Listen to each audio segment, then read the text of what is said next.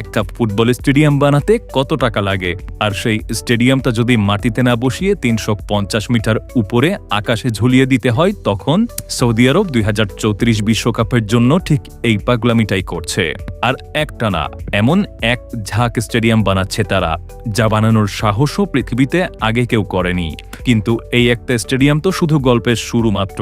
২০৩৪ সালে ফিফা বিশ্বকাপের জন্য সৌদি আরব বানাচ্ছে এক ঝাঁক স্টেডিয়াম, আর পুরোটার পেছনে ঢেলে দিচ্ছে $২০ বিলিয়ন বেশি।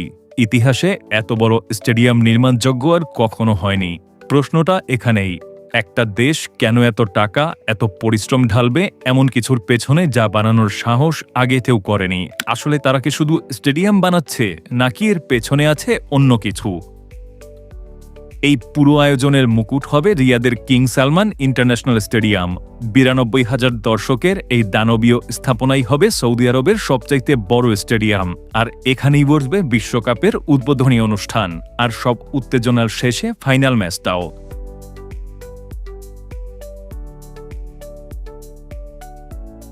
শুধু এই একটা স্টেডিয়াম বানাতেই লাগবে ৬০,০০০ টনেরও বেশি ইস্পাত আর ২.৫ লাখ ঘনমিটার কংক্রিট।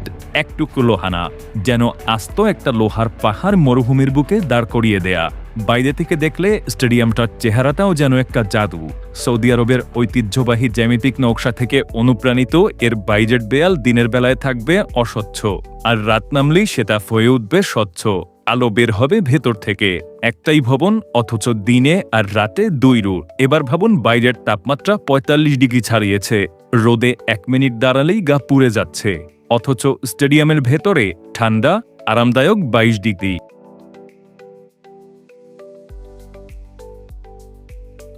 রিয়াদ থেকে একটু দূরে চলুন, কাদিয়ার পাহাড়ি অঞ্চলে। এখানে সৌদি আরব এমন একটা কাজ করেছে যা শুনলে যে কোনো ইঞ্জিনিয়ারের গায়ে কাঁটা দেবে। প্রিন্স মোহাম্মদ বিন সালমান স্টেডিয়াম। ৪৫,০০০ আসনের এই স্টেডিয়ামটা মাটির উপরে বানানো হচ্ছে না, বরং সরাসরি একটা পাহাড়ের গা খোদাই করে ভেতরে বসিয়ে দেয়া হয়েছে।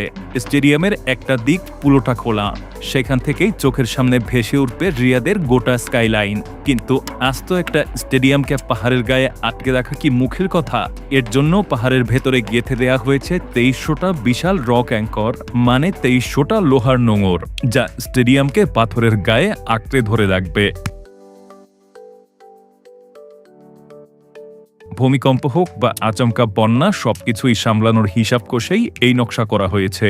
উদ্দেশ্য প্রকৃতিকে হারানো না, বরং প্রকৃতির সাথেই মিশে যাওয়া। আর এখানকার মাঠটাও অদ্ভুত। মাত্র ৬ ঘন্টার মধ্যে এখানকার ঘাসের মাঠ বদলে ফেলা যাবে কৃত্রিম টার্ফে। ফুটবলের পর অন্য যে কোনো আয়োজনের জন্য মাঠ তৈরি করা যাবে নিমেষেই। আর মাথার উপরের ছাদ, আকাশ হঠাৎ করে বিগড়ে গেলে সেটা বন্ধ হয়ে যাবে মাত্র ১৫ মিনিটেই। রিয়াদেই আছে একটা পুরো আইকন, ১৯৮৭ সাল থেকে দাঁড়িয়ে থাকা একটা স্টেডিয়াম, যাকে মানুষ আদর করে ডাকে তাঁবু নামে, কারণ এর ছাদটা দেখতে অবিকল বেদুইনদের তাঁবুর মতো। ২৪টা বিশাল থামের উপর দাঁড়িয়ে থাকা এই ছাদে এখন বসছে আধুনিক এলইডি পর্দা।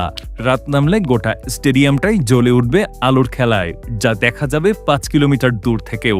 পুরনো ঐতিহ্য, নতুন চেহারা।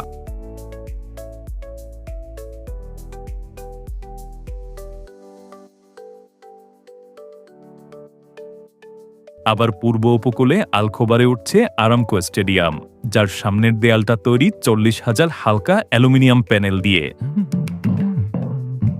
সমুদ্রের বাতাসে সেগুলো নড়ে ওঠে, আর গোটা দেয়ালটা যেন সাগরের ঢেউয়ের মতো একটানা রূপ বদলাতে থাকে। এখানে ঠান্ডা রাখার কাজে লাগানো হচ্ছে সরাসরি সমুদ্রের পানিকে।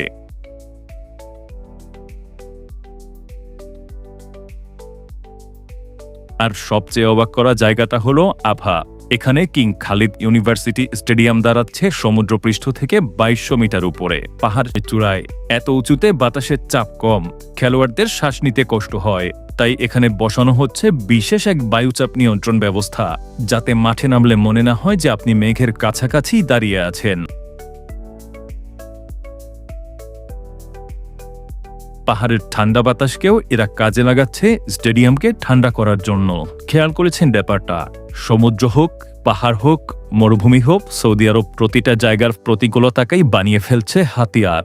গরমকে দিয়ে বিদ্যুৎ, সমুদ্রকে দিয়ে ঠান্ডা, পাহাড়ের বাতাস দিয়ে শীতলতা, এই সব কিছুকেই ছাপিয়ে যায় যে স্টেডিয়ামটা, সেটার গল্প শুনলে মনে হবে মানুষ বুঝি স্বপ্ন দেখাটাকেও নতুন করে সংজ্ঞায়িত করে ফেলেছে। এবার ফিরে আসি সেই আকাশে ভাসমান স্টেডিয়ামটার কাছে, নিয়ম স্কাই স্টেডিয়াম। এটাই সৌদি আরবের সবচাইতে সাহসী এবং সবচেয়ে অবিশ্বাস্যবাজি। প্রায় $1 বিলিয়ন খরচে তৈরি এই স্টেডিয়ামটা দাঁড়াবে না মাটির উপরে, বরং ঝুলে থাকবে 350 মিটার উপরে। একবার ভাবুন, এত উপরে একটা আস্ত স্টেডিয়াম যেখানে বসবে 46,000 মানুষ। আর এটা বসছে নিয়মের সেই বিখ্যাত প্রকল্প দ্য লাইনের ভেতরে, 170 কিলোমিটার লম্বা আয়নায় মোড়া একটা সোজা শহর, যা মরুভূমি চিরে সোজা চলে গেছে লোহিত সাগর পর্যন্ত। এখানে ম্যাচ দেখতে আসা মানে গাড়ি নিয়ে ঘন্টার পর ঘন্টা জ্যামে বসে থাকা না, দর্শকরা পৌঁছে যাবেন দ্রুতগতির বৈদ্যুতিক পড আর লিফটে চড়ে সোজা নিজের আসনে। স্টেডিয়ামের বাইরের দেয়ালটা আয়নার মতো, যা চারপাশের মরুভূমিকে প্রতিফলিত করে। দিনের বেলায় যেন এটা আকাশের সাথে মিশে গিয়ে অদৃশ্য হয়ে যায়, আর রাত নামলে হাজার হাজার এলইডি আলোয় মনে হয় স্টেডিয়ামটা সত্যিই বাতাসে ভাসছে। ভেতরের আসনগুলো সাজানো মৌচাকের মতো, যাতে প্রতিটা কোণ থেকে মাঠ পরিষ্কার দেখা যায়।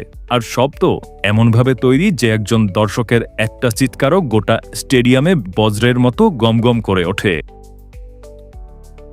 আসলে সৌদি আরব শুধু স্টেডিয়াম বানাচ্ছে না, তারা পেলের যুগ ফুরিয়ে যাওয়ার আগেই কিনে নিচ্ছে একটা গোটা ভবিষ্যৎ, ফুটবল। যে খেলাটা আমাদের কাছে খালি পায়ে একটা বলের পিছে ছোটা, সেটাই এখানে হয়ে উঠেছে পৃথিবীর সবচাইতে দামি স্বপ্নের প্রতীক। কিন্তু প্রশ্নটা থেকেই যায়, এত ঝলমলে ভবিষ্যৎ কি সত্যিই ভবিষ্যৎ, নাকি শূন্যে ঝুলে থাকা এক দামি স্বপ্ন?